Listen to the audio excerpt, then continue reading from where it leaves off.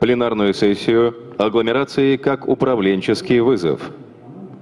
Модератор пленарной сессии, экс-мэр Лондона Кен Ливингстон.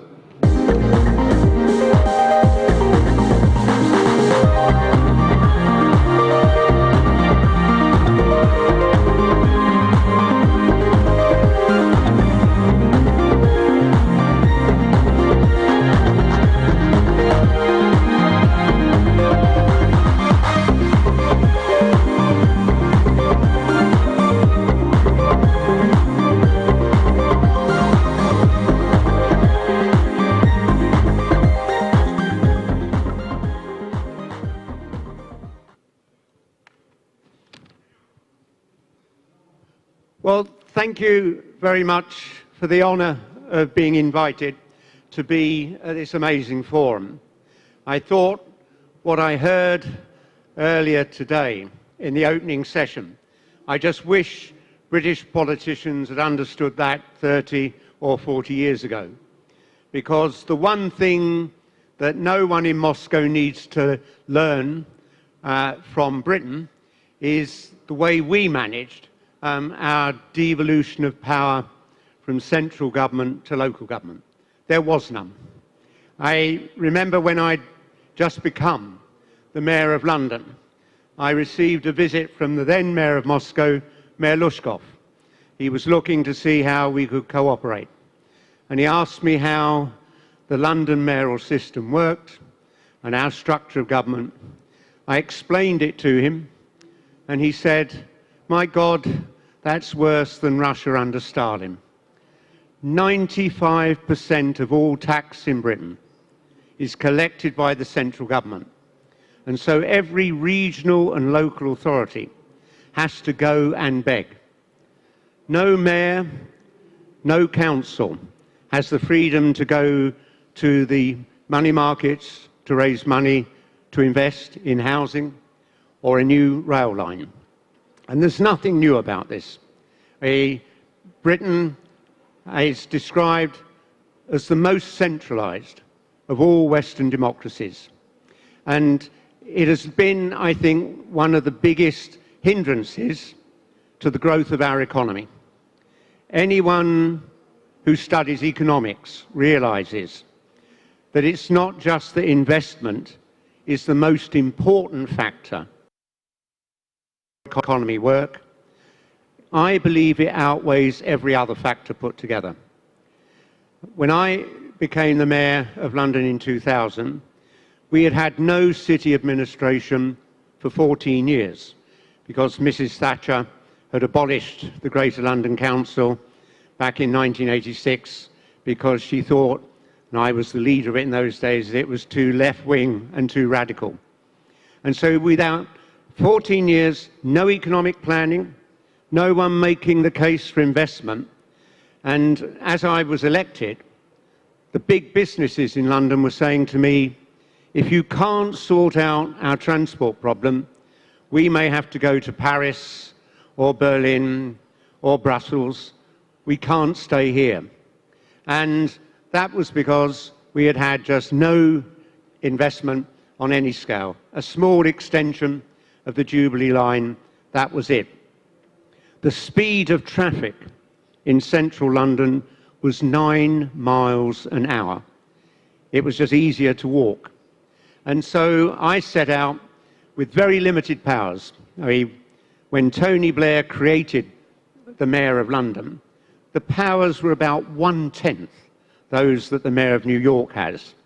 And because all funding went to central government, I had an ability to make a small tax on each household, which we used to fund the increase in police numbers, but there was no way you could raise £15 billion on a tax on ordinary people in order to build Crossrail, which is the biggest underground line, trains twice the size of any other, which will open next year.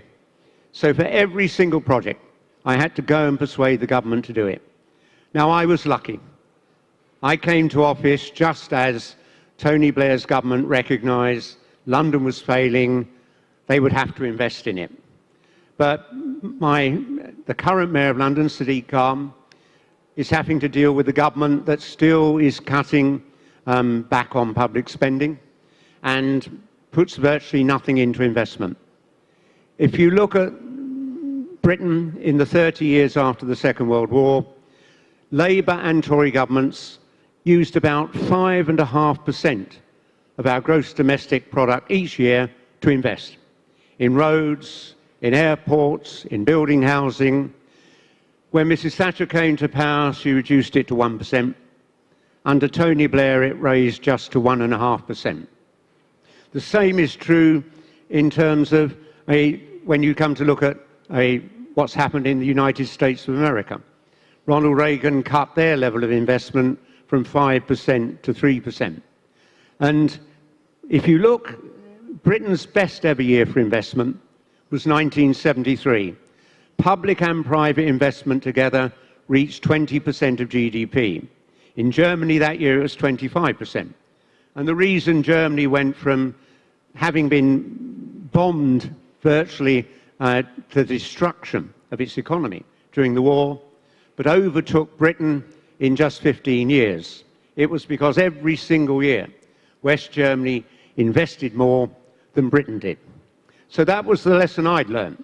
And with a lot of begging and trying to be nice to the government, I managed to get billions of pounds in investment, not just to build Crossrail, but of course to redevelop the most rundown and polluted place in southern England for the Olympic site. I was able to get rid of 5,000 old buses, buy 8,000 new ones. And there was a philosophy, if I think back 40 years in Britain, an assumption that public transport would fade out and one day everyone would own a car. Mrs. Thatcher once said, "If you see a man on a bus and he's over 30 years old, you know he's a failure." And that was a predominant sort of view. But of course, if you've got a city that's growing as fast as London, and it had 6.5 million people in the 1980s, now it has almost 9 million, we're on our way to 10. Unless you're going to demolish most of the structures of the city, you have to get people onto public transport. And the good thing about the investment I managed to get was there's a huge shift. The number of people using the buses doubled. The number of people using the underground went up by 50%. We've got modern trains, a better signalling system. And that laid the foundation. Suddenly London's transport system was seen as working, and that opened the way for people looking to invest to consider London. And the threats I'd had that businesses were thinking of leaving, that evaporated. But it isn't just about the investment the public sector does. Britain had a nightmare of detailed legislation and controls on development. It's important, as you saw the horrors of the fire in a tower block in London 3 weeks ago.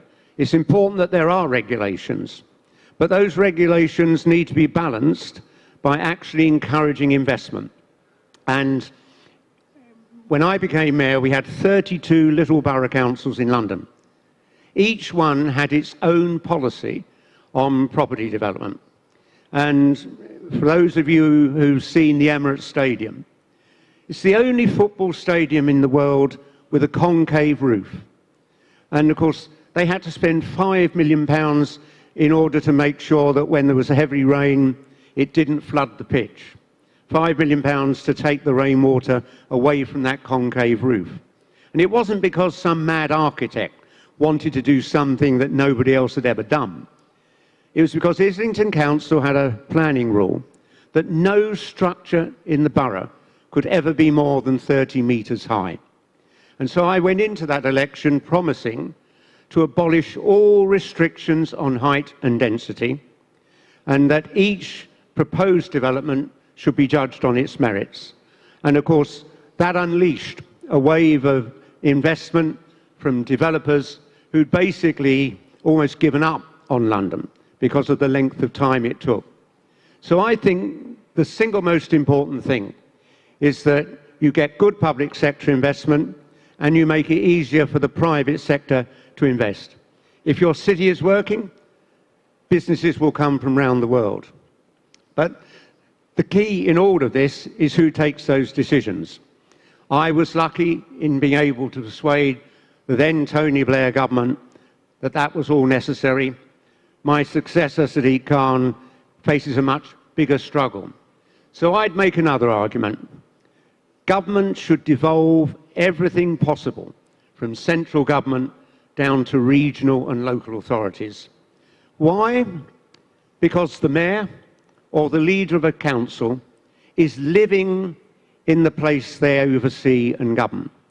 Every day they see the problems of potholes in the street. They see the problems of people who can't find somewhere decent to live. And therefore, mayors and city administrators are there to tackle the problem, to manage, to deliver.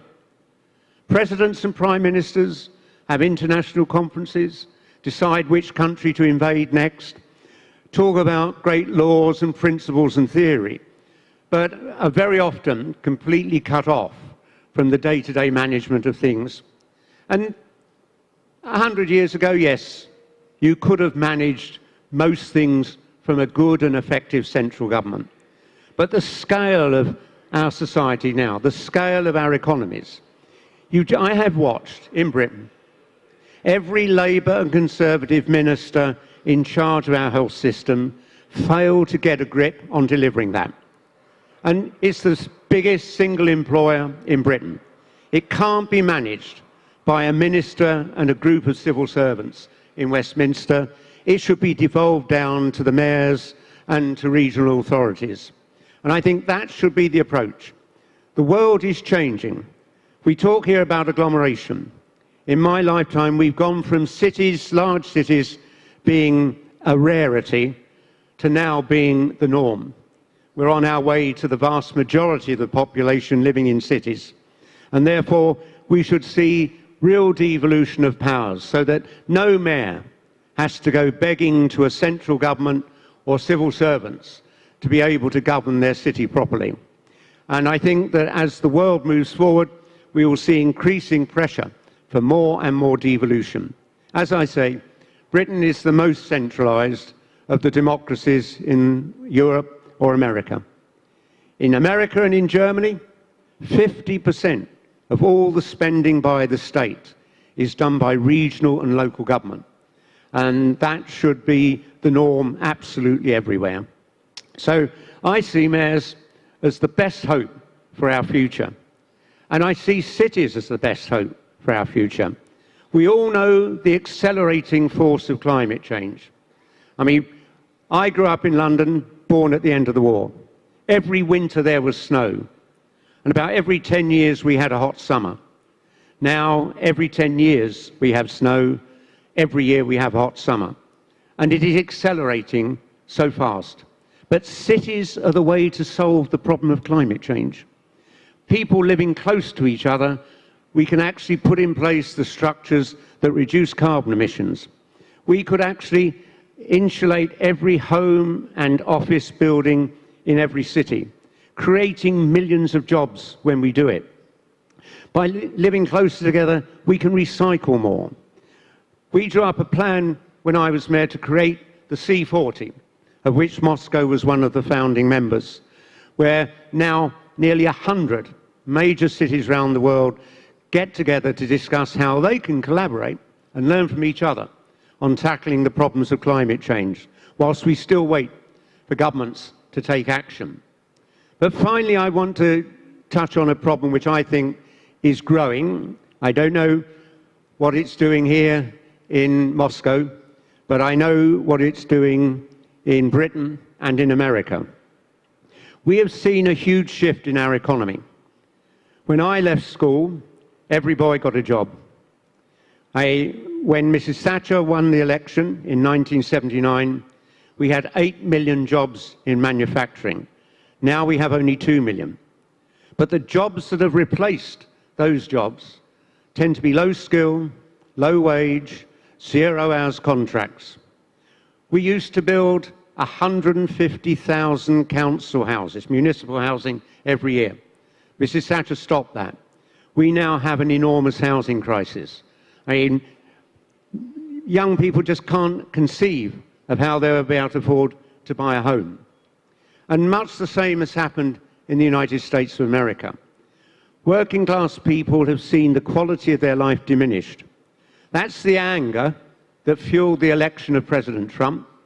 It's the anger that persuaded people in Britain to vote to leave the European Union. So as well as tackling climate change and investing in infrastructure, I think we have to make certain that in our cities we create good jobs for those working class people who've seen their old jobs wiped out. You don't need a university degree to be trained to look after the elderly. And in every society, the growth of the elderly population is growing. And we need to see a whole range of new jobs created in tackling the environment, in social care, and those are jobs that can replace the jobs that we've lost. If we fail to do that, the anger that led to the election of Trump and that led to Britain voting to leave the EU could produce equal problems in other countries across the face of the planet. And I can't think of any layer of government better equipped to tackle those problems than the mayors of our great cities. In actual fact, I wouldn't be surprised to find that by the end of this century, national governments have been largely marginalised, and the world is an annual conference of the mayors of the great global cities representing the vast majorities of the people on this planet and achieving a lot more than their national governments ever do. Thank you very much.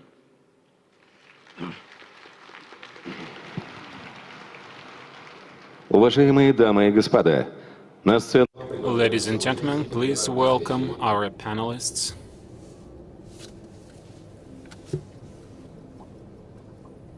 Now, we move to the next phase of this.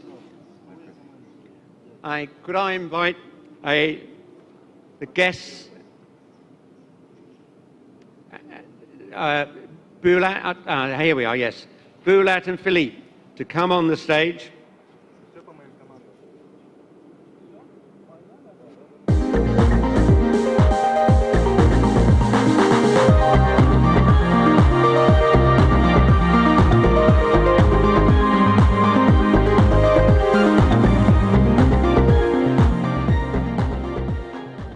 Добрый день. Good afternoon, Moscow Urban Forum colleagues. We would like to present the results of a study we did for the Moscow Urban Forum, a study we did on agglomeration governance. Huge megacities developing, going beyond their boundaries. This is one of the biggest and most complex governance challenges on the planet today. So 18 months ago, we launched this study. We looked at 8 different agglomerations: Shanghai, Beijing, Seoul, Tokyo, London, New York, Buenos Aires, and Moscow. But before we tell you about governance in these agglomerations, we had to establish their actual borders, and what we used is OECD methodology based on migration fluctuations. 15% of economically active population commutes, goes to the kernel of agglomeration, and this is part of this agglomeration. Some countries make adjustments to this methodology based on their specificity, so maps may look very different, like Tokyo, New York. They have dense cores, and periphery is not as dense. Buenos Aires, on the contrary, has compact kernel and a large periphery with low density. Moscow has a large core and also a large influence over surrounding regions.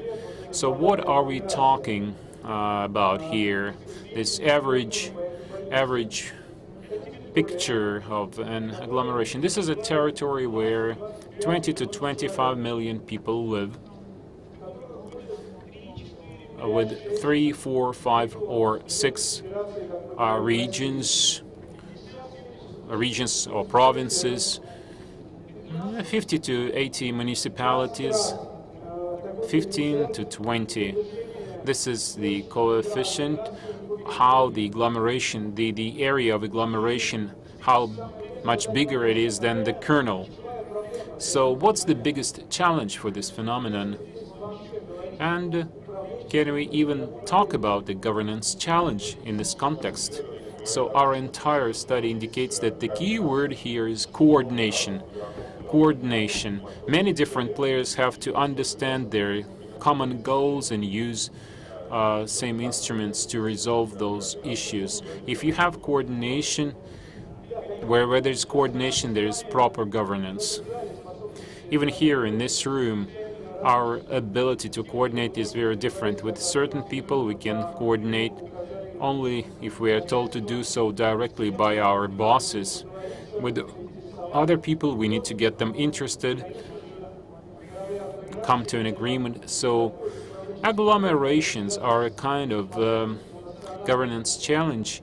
It's based on national culture, how much people are ready and willing to coordinate. Actually, let's not get ahead of ourselves. First of all, let's say that all these cities are very different. First of all, in terms of density of population, for example, the greater Seoul has creating alternative dense kernels, was able to depopulate the center a little bit. Shanghai is a very dense core, and the second tier cores spread around the periphery. Moscow, in Moscow, most of the population live on the periphery, close to the outer borders of the agglomeration. But people don't only live in the city, they also work there. So jobs, where jobs are located in New York, in Beijing, in Shanghai, in Tokyo, all these cities have very dense kernels of business activities, super dense centers. This is where the business energy of the city is. Of course, every city wants to have several centers of business activities, but only Tokyo was able to achieve that despite the crazy efficiency, crazy intensity of business processes in Tokyo. It is very obvious to all analysts and even tourists who visit Tokyo.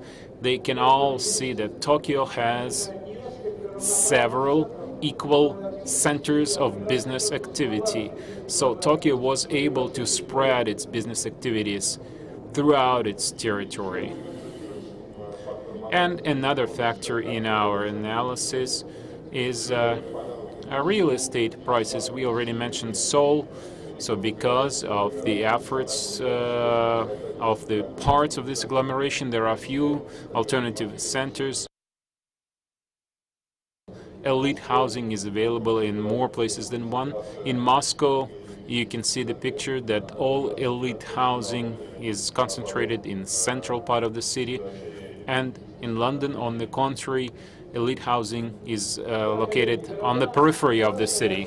Yes, all these cities are different, and there's a lot we can say about all those cities, but we saw quite a few challenges that major agglomerations have in common. So here they are. For example, seeking multipolar development, the greater Seoul. Basically, this was a order from the national government to make Seoul a multipolar city. Each 5 clusters: seaport, polymers, world trade, the financial sector, tourism. The national government attached national funds for each of the clusters to do that. Shanghai. This is a vivid example of what China thinks about agglomeration planning. From national approval of the master plan for Shanghai, where 25 million people reside, China switched to a national strategy of a gigapolis, a mega territory, where in Yangtze River over 100 million people live, and they're planning areas with 30 cities in addition to Shanghai, Tokyo. This is a global cluster.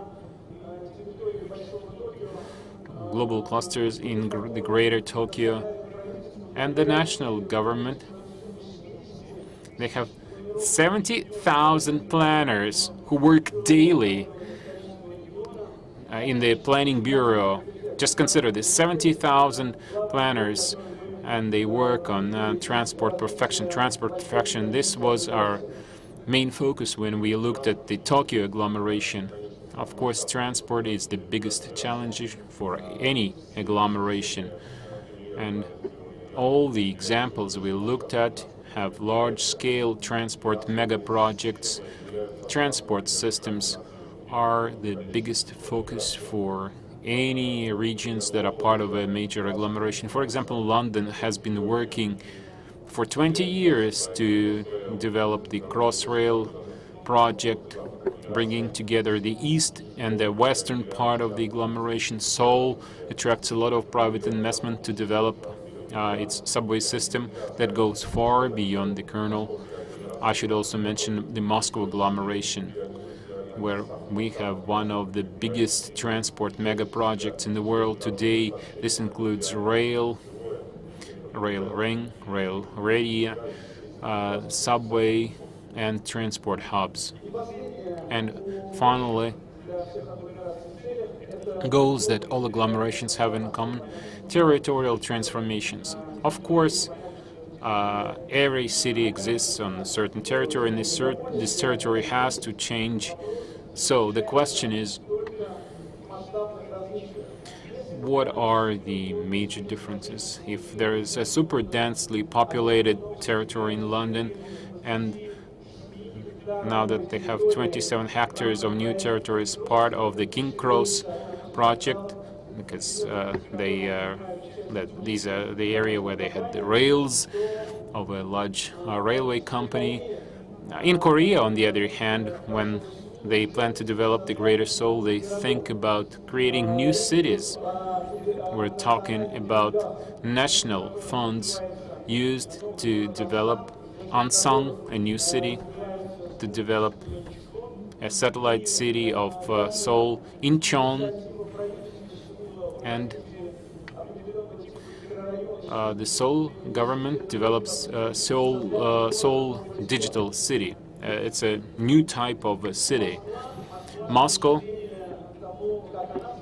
the way Moscow looks at transforming its territory is closer to Asia in this regard, I would say. I can mention that there is a new satellite city, the innovation city of Skolkovo, being built next to Moscow.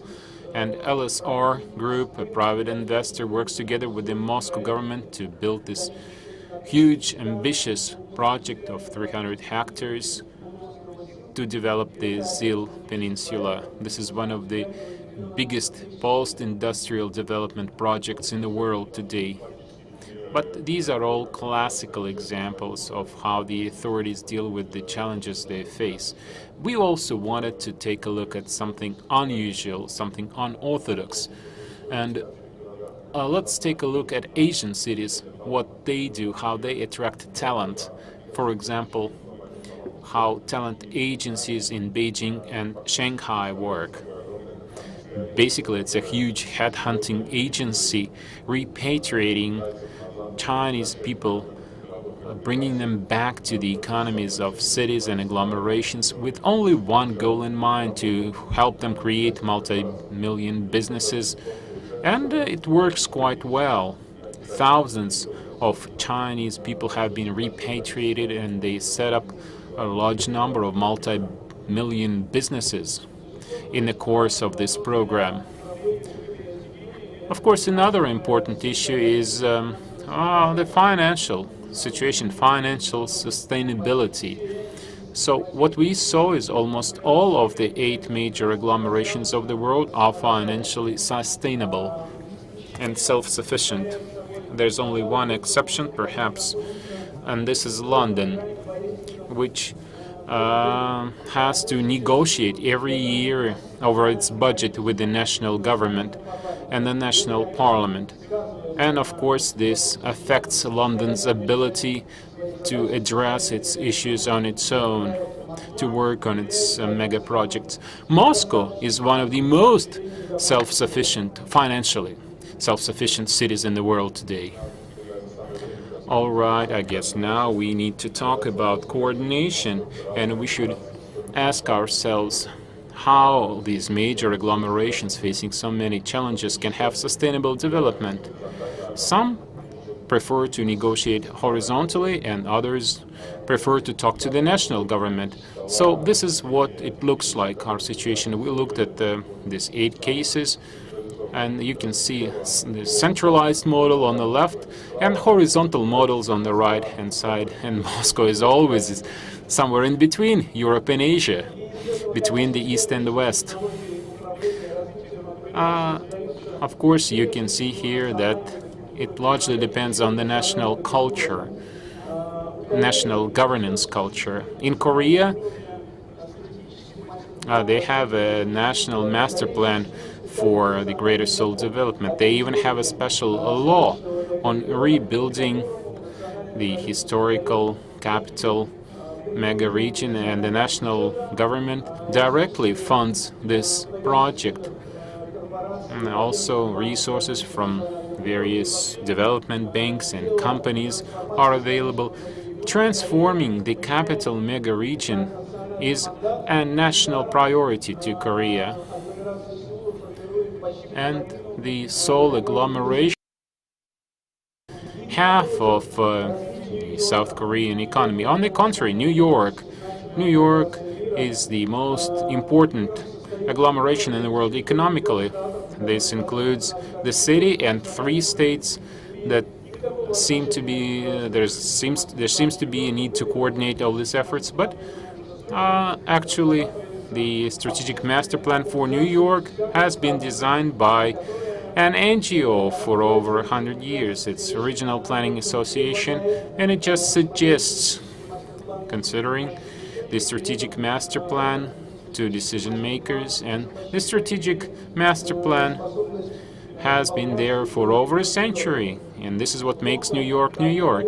London, like our moderator has said yesterday and today, just recently, under Margaret Thatcher, lived through a period without a city council altogether. So there was just a number of municipalities talking to each other freely, according to the basic rule that the UK has, duty to cooperate. This rule largely replaces the master plan in our understanding in UK practice. And of course, we should also mention the strongest coordinating organ in Moscow. This is the Transport Development Council of Moscow, which gets huge national resources used to develop the Moscow transport system, and is actually one of the biggest transport mega projects in the world. Different governance models use different tools to implement governance systems. For example, London has to negotiate for every pound from national coffers, often has to rely on public-private partnership and private capital, even in implementing nationally important projects like building the Olympic Park. In Korea, on the contrary, almost everything that happens in the capital happens through the National Land and Housing Development Corporation. Shanghai has a huge industrial holding company with a capitalization of almost $40 billion that works on a huge spectrum of programs for the city, raw materials, pharmaceuticals, you name it. And Moscow, not to be outdone, I can mention MOS Inj Project company, that develops an engineering giant from Moscow. It started with building the Moscow Metro, and now it's a world-class engineering holding company. So let's talk about Moscow as an agglomeration. In our study, we defined for the first time ever, we used big data from cellular carriers, and we strictly followed the OECD formula. We defined the borders of the Moscow agglomeration. This is what it looks like based on OECD methodology. We have 20 million people living in the Moscow agglomeration, and the most dense ring of housing is on both sides of the Moscow Ring Road, MKAD. Basically, you can say that the entire agglomeration is within the 50-kilometer. In certain areas, it goes to neighboring provinces. I should also mention that the Moscow agglomeration stands out from other agglomeration because you have a huge concentration of jobs in the very center of the city, and this naturally creates a huge transport problem. This is a heavy burden on the Moscow transport system. And the last thing we can see here is a serious deficit of mixed-use territories, a place where you can find both a job and housing. What does this mean? Naturally, this means that the authorities should welcome any projects, any initiatives that would create additional housing in central Moscow. The authorities should welcome any projects that create jobs in the periphery, on the outskirts of the city. And of course, in recent years, we saw another trend in the Moscow agglomeration. We saw some improvements, but what's the number one conclusion that we made as a result of our study? This challenge is so complex, it's so global, that there is no cure-all here. This challenge will require for everybody to work to find the most efficient solution based on your national culture. And this is what makes us creative. We have to be creative. I guess we will always have to be creative, starting with Moscow Urban Forum 2017. Thank you. For that. Given all the work you've done, it sounds like you're saying the biggest management challenge that Moscow faces is transport, or am I wrong? Thank you for the question. Я думаю, что вызов для... I think the biggest governance challenge for Moscow is time. Time to implement all the policies of forming proper institutions, time to formulate the general vision. Institutions are the biggest deficit in our country, the biggest shortage, and it will take time to transform such large territories and address such serious challenges that we face in the Moscow agglomeration. Very much. Thank you. Could I now invite all the speakers in the next session to join me on the stage?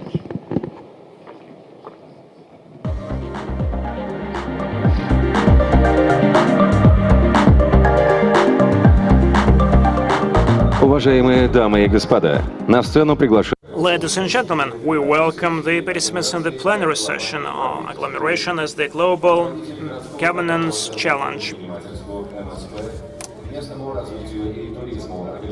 Mr.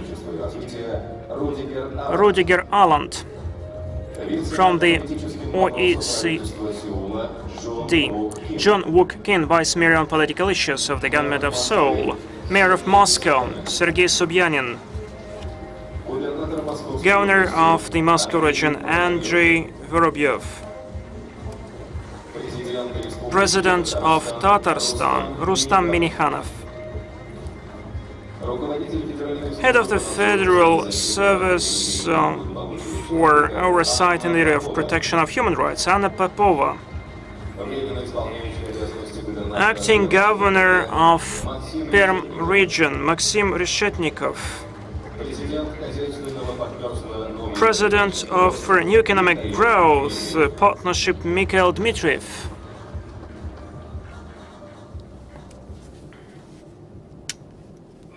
Thank you for taking part in what I think is an absolutely crucial conference and dealing with the issues that we face. I'd like to start by asking Rüdiger, continuing your research agenda we've already touched upon, I'd like to ask you as head of global urban practice the first question: how does the OECD see global agglomeration processes and trends in global agglomeration governance?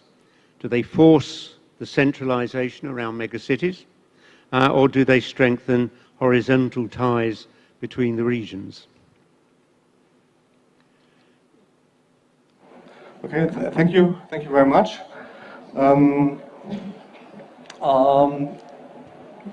What we're seeing at the moment in the OECD, and that, I mean, obviously we've been talking about that this morning, is this trend of urbanization is creating ever larger entities everywhere. There was, just to give an example, there were 2 megacities in 1950. There's going to be in the area of 50, 10, 15 years from now. So we were seeing increasing large entities, and these increasing large entities, obviously, they very often are working in the administrative borders of decades or sometimes even centuries ago. And so what we're seeing is that in many of the megacities or the urban areas, we are having a huge degree of fragmentation. Fragmentation in the sense that there's a large number of municipalities, but also fragmentation and they're stretching across several regions or states. Now you may ask me why is this a problem? But I mean, for example, we've been doing a certain number of case studies of urban agglomerations. And for example, in one big city, one of the major airports in the world, we came there and was rush hour, so we wanted to take, like, you know, we had meetings, we wanted to go quick, so we wanted to take the rapid train to go to the city center, and found out there was none. So we took the cab, got stuck in traffic, obviously, and then later on asked our counterparts, you know, why don't you have like a rapid train to the airport like normal cities have these days? And they answered us, you know, the problem is it's finance, but I mean, to be honest, it's not really finance. We tried that, and in our country, we need all the mayors along the line, they need to agree for building that train. Now we set them all around the table, and then the mayors who were close to the airport, they were saying, you know, my voters, actually, they can walk to the airport, and I think this train is going to make a lot of noise, so I think we shouldn't build it. And that's where it stopped. So I mean, that obviously may be rational from the point of view of those mayors, but I mean, for the urban agglomeration as a whole, that's a total disaster. And that, I could go on for half an hour on giving you more examples of that type, but I mean, basically, I mean, the point is basically because of this fragmentation that you're seeing in a lot of places, a lot of transport infrastructure doesn't get built or gets built in ways that are far from optimal. Urban planning is often taking place in a way where things get built in the wrong place or housing doesn't get built at all. And so this is creating a lot of problems. And we then basically also have tried to see whether that's not just, like we got unlucky, we went to the places where this was a problem, so also we collected a lot of data. And we found out, I mean, that this fragmentation really is very systematically a problem. For example, when you're looking at, we focused in this study on municipal fragmentation. So we showed that if in an urban agglomeration you have twice the number of municipalities than another one of the same population size, your productivity is down by 6% each year. So that means you're losing 6% of GDP per capita each year. And we also showed that you have suboptimal outcomes on the environmental side, your public transport system is not as efficient as it could be, and also you're having much more social problems. I mean, you're having really very large losses for well-being from this fragmentation. Now, what can you do against these problems of fragmentation? And in some countries, obviously, I mean, you can change borders. I mean, you can change administrative borders, and in those countries that isn't happening. But in other countries, that's very difficult politically, and then voters don't really want that. So what then you can do is kind of like really is make sure that there's cooperation between the different levels, the different administrative units that you're having, and what is especially important is that in those areas where the decision kind of like are affecting the whole urban agglomeration, that those decisions are taken in mind with the whole urban agglomeration. I mean, it's not every decision, you know, that needs to be kind of like decided by everybody, but even there's some decisions, and that's typically in the areas of spatial planning, that's typically in the areas of transport, and there's also in the areas of housing and economic development. We really need the whole agglomeration view to basically get these problems solved. And then what you have in a lot of places, I mean, this is to, I mean, directly answer the question, you're seeing a lot of horizontal cooperation across OECD countries in metropolitan areas, and often this takes the form of what we call metropolitan governance bodies. Now, some of them are relatively weak in the sense that that's basically the mayors meeting a couple of times a year and discussing things, which may not sound much, but actually is already a lot. And then others, like for example, Greater London, are institutions which have a lot of capacity and power, even if it may not be as much as you would like, but I mean, still compared to now kind of like, I mean, other metropolitan governance bodies, I mean, that's already a relatively strong administration. And then you also see that this is really leading to much, much better outcomes in a lot of dimensions. And so we're really, I mean, seeing a lot of this happening all across the OECD. Obviously, vertical cooperation is also very important. And I mean, you were talking about the importance of kind of like, I mean, the central government also having certain strategies, funding certain very large projects that are kind of like of importance on a national scale. But I mean, I think when we're looking at the challenge of the urbanization and the increasing number of megacities and large urban areas we're facing, I think making sure that the governance structures in those places are functioning well is a really very important challenge, and it really determines the quality of life in these cities and also the productivity of these cities, and thereby then also the productivity and economic power of the whole countries that they're belonging to. And I think my time is up, so thank you very much. Thank you, Rudiger. Can I say, in London, we've been discussing whether there should be another runway at our airport for 50 years. And we're told there might be a decision next year. And I mean, literally, that's just the central government, a cabinet to take that decision. Totally vertical, and they haven't been able to decide for 50 years. So being vertical won't always get you where you want to go, especially if you've got politicians who are frightened of taking decisions that are difficult or controversial. Thank you for what you've told us there. Next is Mr. Kim. The governance model of Seoul has historically been vertical, and the national level has been dictating aims and practices. Is that model changing? How efficient is it in helping create a polycentric model of agglomeration development? And what are the priorities for development of the Seoul agglomeration? And what instruments are used? What are the challenges? That's a very multiple question, I'm sorry.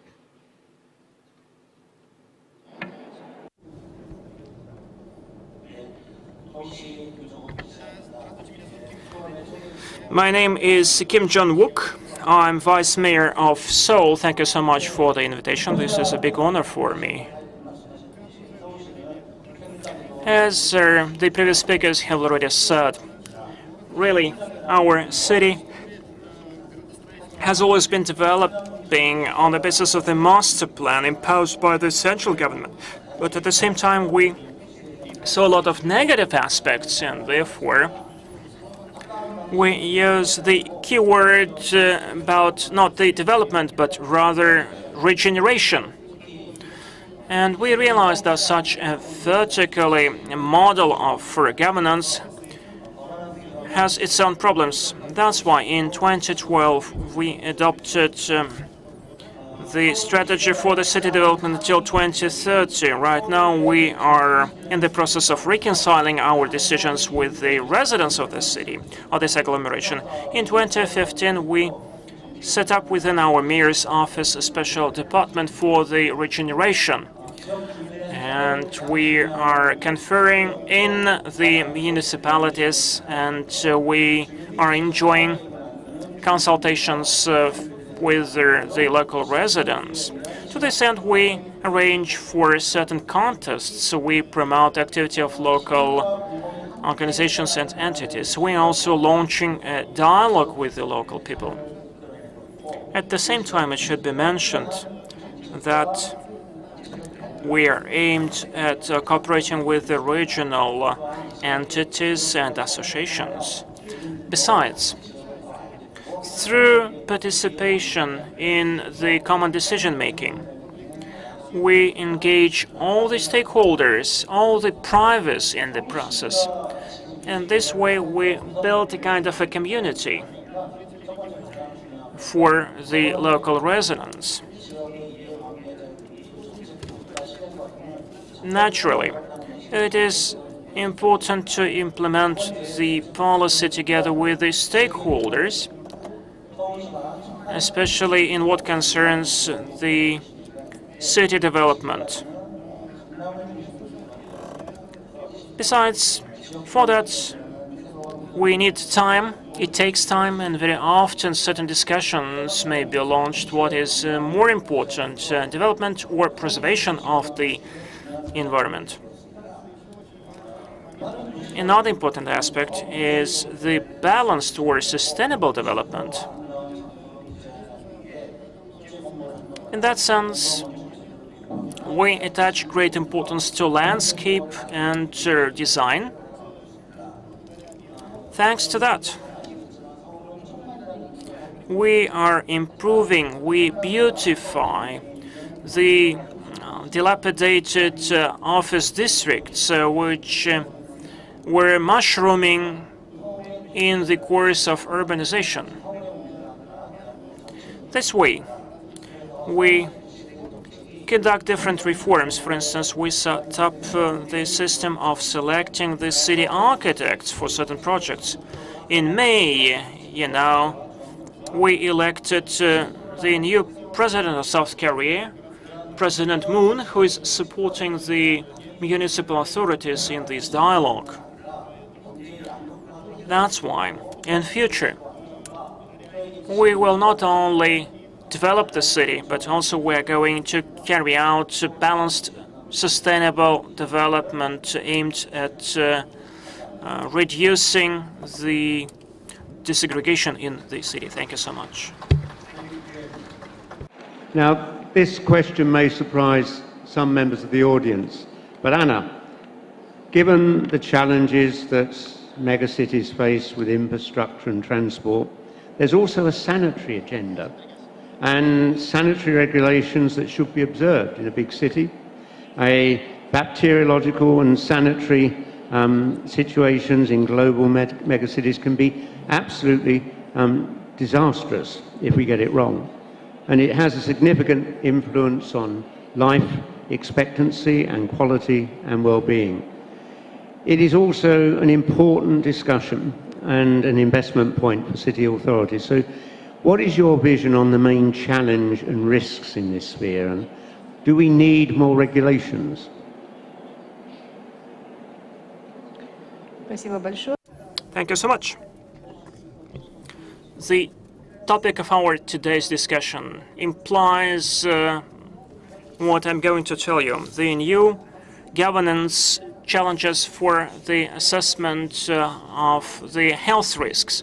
We're creating an absolutely different environment which has been unknown for the mankind throughout its history. To certain risk factors, the biological, chemical and physical, we add more other risk factors. On a daily basis, we see the emergence of 500 new chemical factors, and we are under the influence of those factors. Today, we are living under the influence of the physical factor. Electromagnetic field is been exacerbated every day. The noise, actually, we have never lived in such a noise as today. And naturally, the setting up of agglomerations to make the living comfortable for the population of the agglomerations. And you said that we have to provide for the quality of living. And to this end, we have to set up necessary conditions to preserve, to protect health. And another factor, that's the biological one. The biological factor, this is the impact of the microbiological world on the human body. And we can monitor that for many years, but at the same time, for instance, If you just spend 1 hour in the Moscow metro, in the Moscow subway, you will get in touch with more than 6,000 people, and some people have no such contacts throughout their life, and so this is about the exchange with certain biological materials. According to the European experts' opinion, 25% of all HIV-positive people live in just 200 major cities of the world. And if we speak about the European data, the number of TB patients in the cities is 2 times more than the average data for the EU. It means that we are creating more risks, epidemiological ones included. The fact that we have so densely populated cities, this only exacerbates the risks for the health of people. When we do certain simulations, when we make certain predictions, we have to avoid certain tragedies, for instance, which occurred before. So X-rays have been invented and was seen as something positive then. It turned out that this is very ruinous. This is detrimental to the health of people. And we have to make a U-turn and try to somehow get rid of the detergents, especially the ones which penetrate into our potable water and other products. So the risks of the man-caused disasters.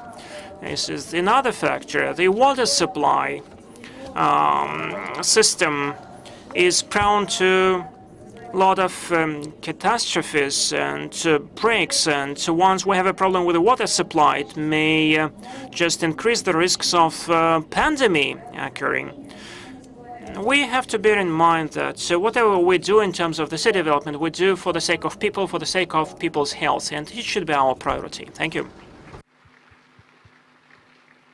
Thank you, Anna. Next, it's the question to our mayor and our governor, Sergei and Andrei. Forum discussions and research, mainly dedicated to the search of the recommendations and ideas for the Moscow agglomeration development.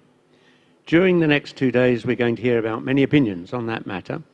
Nevertheless, the biggest interest is your vision of the process. We've heard a few governance approaches from our foreign colleagues.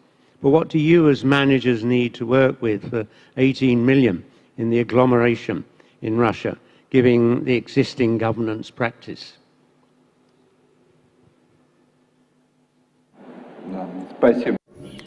Thank you so much. And good afternoon once again. I will pick up from what Anna Popova said. I just think that what she has said is of paramount importance for all the cities, and the improvement of the ecology, environment, improving the sanitation and hygienic conditions. Without that, no efficient city, no efficient agglomeration is possible. We will not be able to attract more talent. She said that people's health should be a top priority for any government of any city, and Moscow included. Thanks to tremendous efforts made in the last decade, Moscow made a real breakthrough in terms of protecting people's health. And now the life expectation in Moscow is about 77 years, so we are close to the figures typical of the Western countries, and actually we are second only to Ingushetia, which is a region of mountains, and in Moscow we have no mountains, we have no mountain air, nothing like that, but at the same time the life expectancy is quite high. In terms of the traffic accidents, the death toll is the least among all the big cities in Russia. That's why the priorities which have been mentioned are most pivotal for us, and we're going to focus on them further on. What concerns the governance, different approaches might be used. The most centralized ones, for instance, when the federal government tells everyone what and when should be done, where you have to build something, where you have to refrain from building, and there is another approach, total decentralization. And Moscow and the Moscow region, I think, is somewhere in the middle. And it could be seen from the flow chart shown before. When the need is, the federal government may meddle with us, may actually contribute something, meaning that they may point out certain priorities. For instance, what Ms.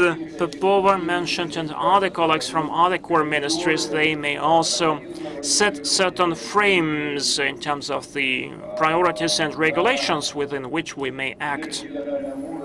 At the interregional level, we have set up the Coordination Council on the development of the Moscow hub and infrastructure. This is the decision which we have taken together with the governor of the Moscow region and our colleagues from the Ministry of Transport and the Russian railways. And this is done in order to address the biggest problem, the transportation problem. Over the last several years, we built dozens of kilometers of high-speed railway communication. The commuter trains, which used to be dilapidated, but now we are renovating that, rejuvenating that. And this allowed us to get out of this transportation blind alley and develop the way most of the agglomerations do. We are reducing the distance thanks to comfortable and convenient transportation. But certainly, not all the problems have to be addressed at such a level. We have set up a coordination center which brings together Moscow and Moscow region and some of the industrial committees, which on a daily basis address certain problems which arise within our agglomeration. It should be said that, for instance, in contrast to Big Paris or Paris agglomeration, which consists of dozens of municipalities which do not subordinate directly to the mayor. In Moscow, we have 140 municipalities, which to a certain extent are run by the mayor of the city. The same is true of the Moscow region. All the main functions are still concentrated within the governor's office, and Big Paris or Paris agglomeration for a decade already is discussing the Big Paris project, and we studied their experience and we launched the project of the big ring road around Moscow in order to connect Moscow region and Moscow. So within 2 years, we launched the projects which are only discussed in other agglomerations, and they do not make any progress on the projects which we have already implemented. I do think that Moscow agglomeration, in terms of the governance, is one of the best, thanks to some subjective factors, too. Good relations between the governor of the Moscow region and the mayor of Moscow. We have a direct line, direct connection between us. And we do not bring any situation to a conflict. We always are capable of finding a compromise. This is a give and take. This is the main success factor behind our fruitful cooperation. Thank you.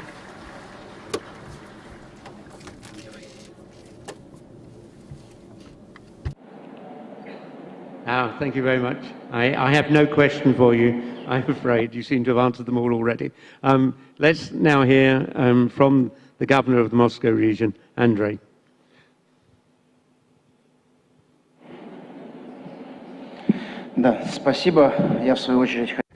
Thank you very much. I would like to thank Mr. Sobyanin and the entire team working on this forum. I think that finding a smart strategy for developing a megacity and agglomeration is a strategic task we should all work on. So I really agree with Mr. Sobyanin here. We should all work hard in a consolidated way. We should all work together, addressing the tough issues that face us today. To us, developing the Moscow agglomeration is first and foremost about improving the quality of life for people living in Moscow and Moscow province alike. It's quite obvious to us that actually this is the same territory, and we should develop Moscow and Moscow province together. We should have no excesses here, no inequality. Of course, life is always complex, and we have to work together to resolve certain issues. We need a consolidated position on those issues. For example, one thing that bothers us the most is garbage. But this is not unique to us. Every megacity, you know, just a few days ago, I had a meeting with a delegation from China, Beijing, Shanghai, London, Tokyo. All those cities faced the same challenge at a certain point in their history. And our approach to dealing with this problem is the same. We need a proper transport infrastructure.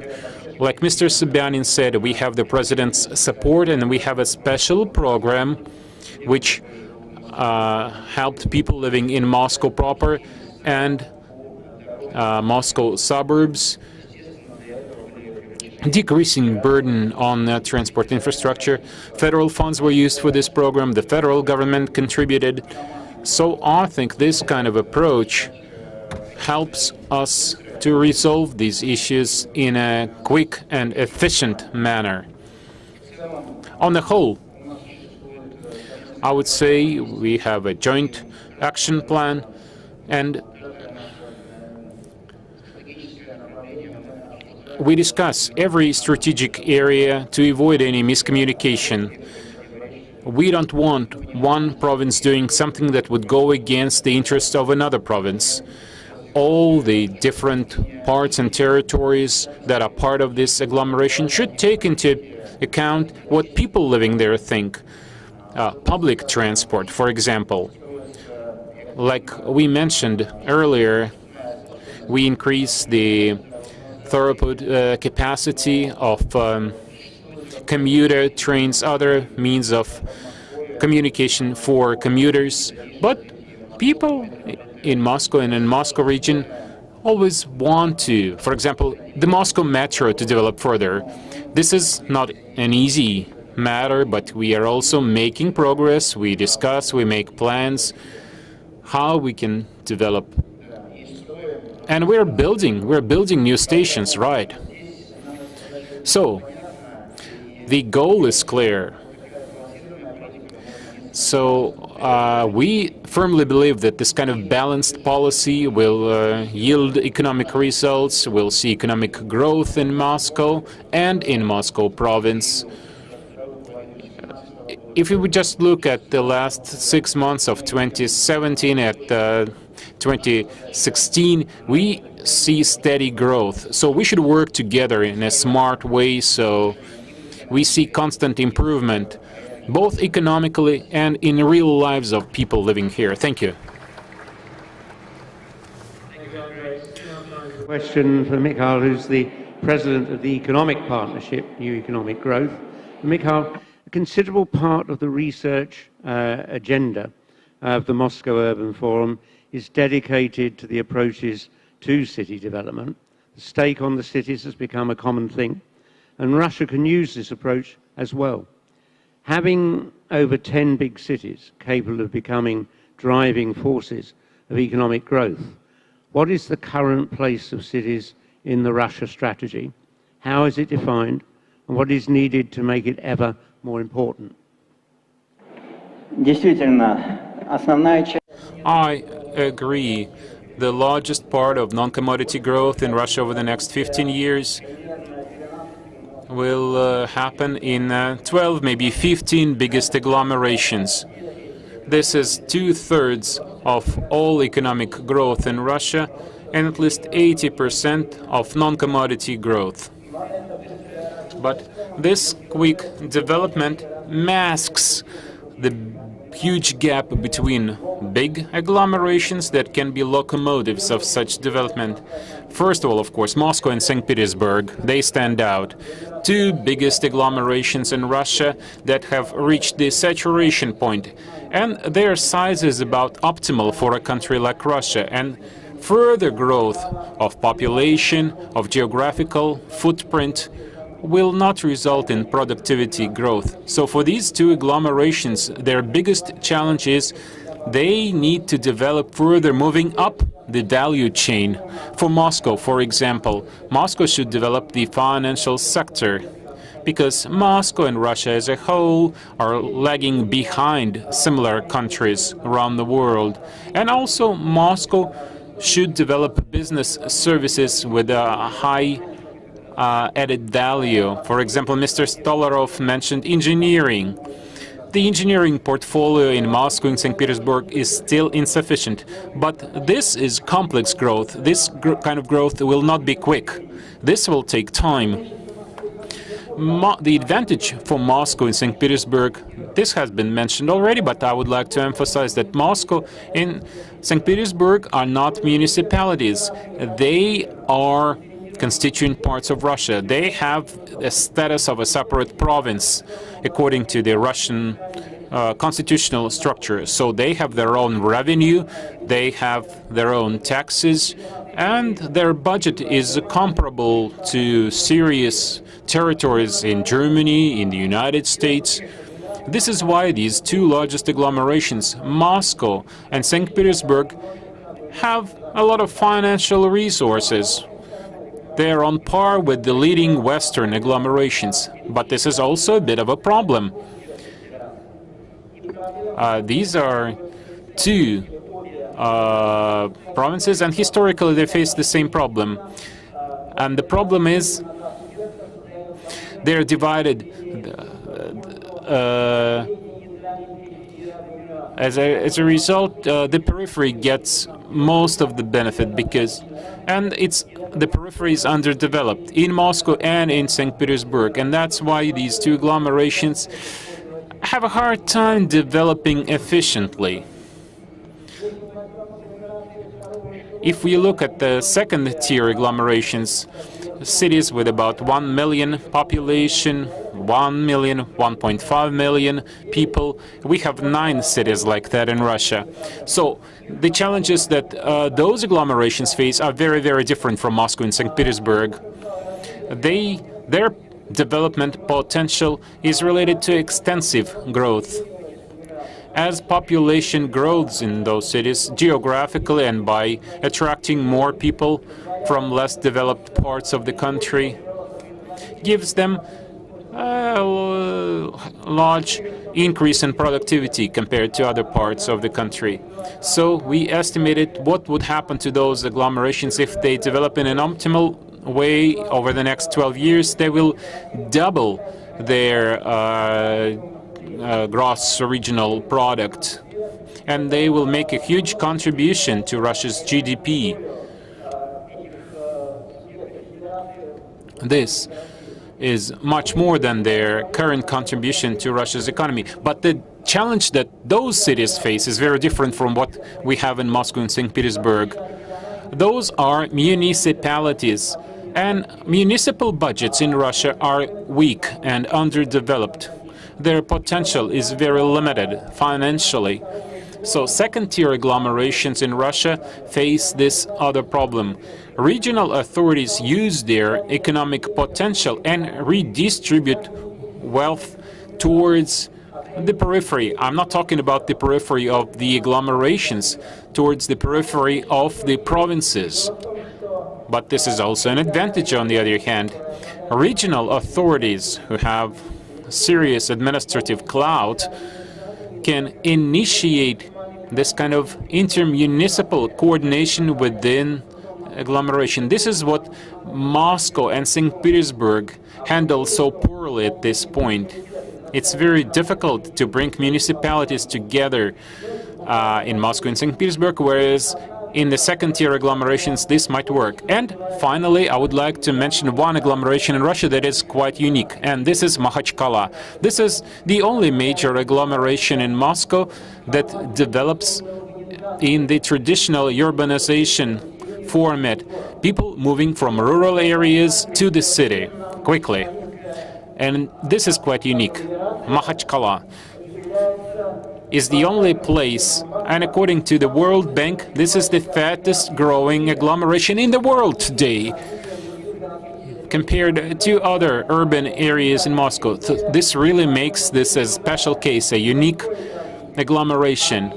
So the biggest challenge here is to make this development more planned, to avoid excessive spontaneity, to avoid chaos, and to plan the development of this city better. Thank you. Thank you, Mikhail. Can I say the finance sector can be incredibly important, but do make sure you keep them well regulated, because when our banking sector collapsed, our government debt went from 40% of GDP to just about 90 now. So good financial sector, but good regulations required. They take terrible risks. Next, we have Rustam, who is the President of the Republic of Tatarstan. And the question for you, Rustam, is Tatarstan is definitely one of the strongest regions in Russia. It's structured as a net of compact, connected agglomerations. What is your vision on the urban agenda in Tatarstan in the area of megacities development?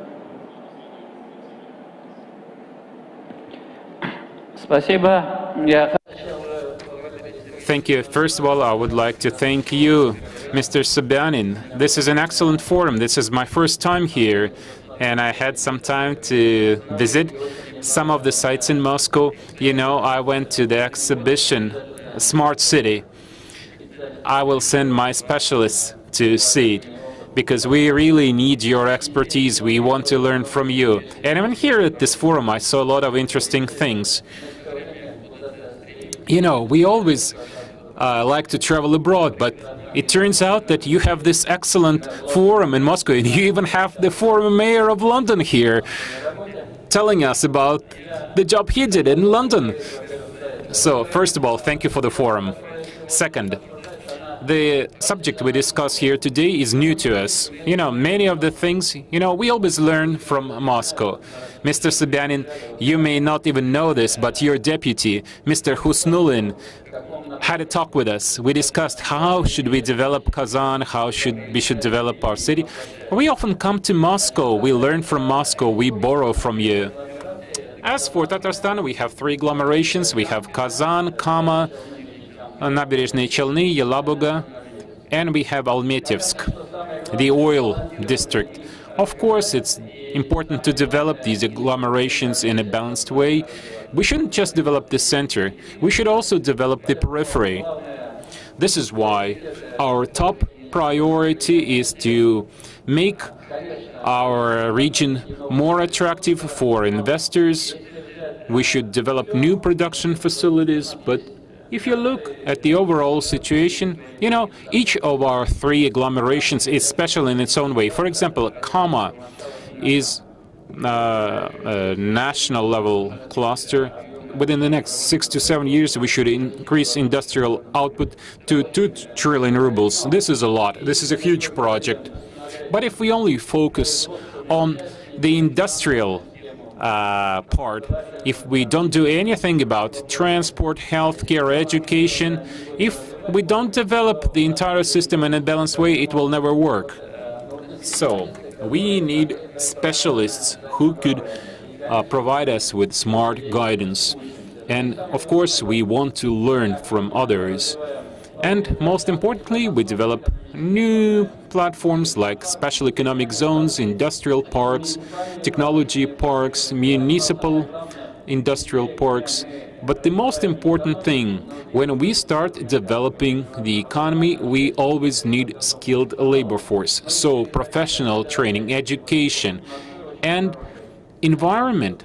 All these things mean a lot. We need to learn from Moscow. Parks, squares, alleys. You know, I talked to some people today. When we deal with issues like that in a comprehensive manner, we will always have positive results. And we learned a lot at this roundtable discussion as well. So thank you very much.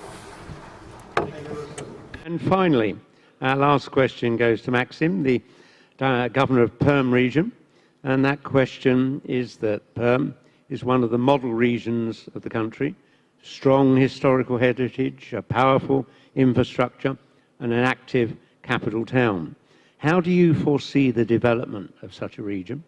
And what is the actual urban agenda? What steps do you, as the new governor, intend to take in the development of the Perm region?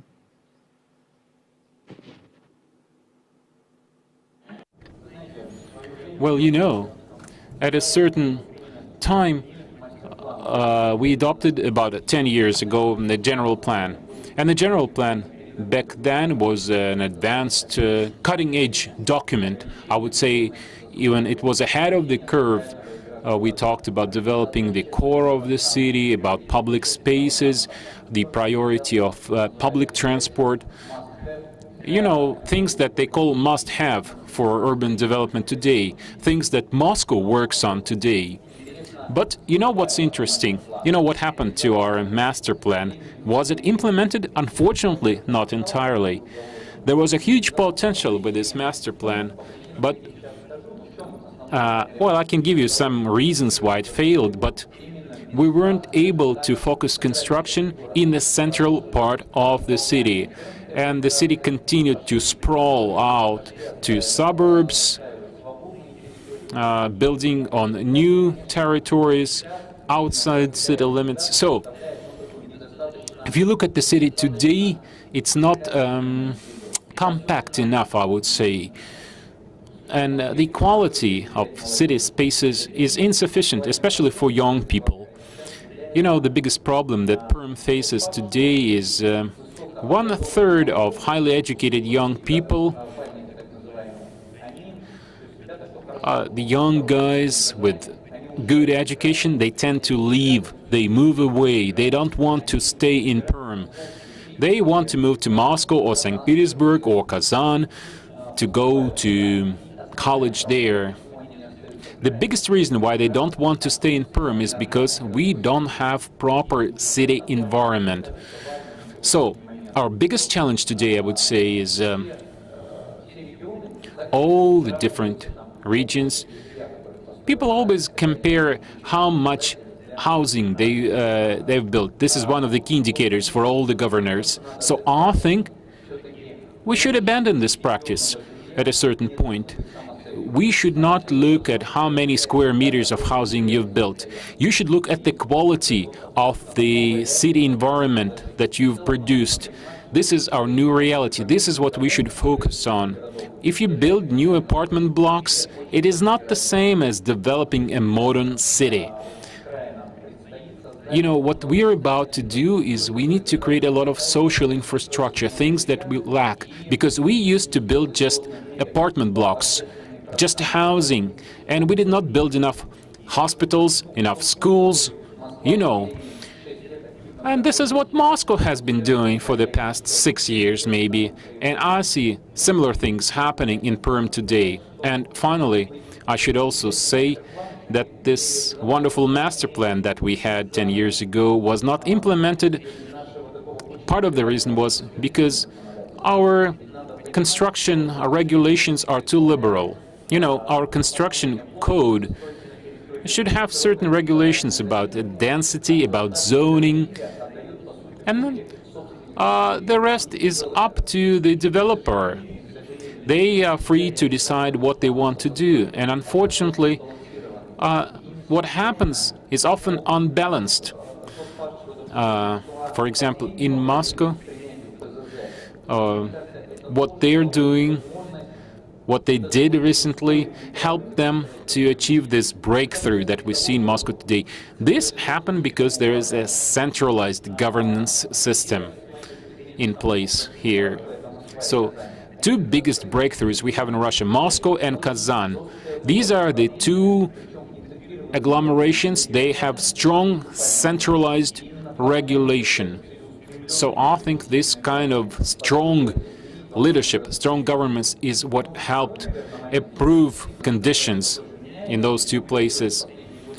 And the national law also changes, and in recent years there are some tough regulations for industrial zones, for example, for transport hubs. So today we can say that we have all the instruments that we need in place.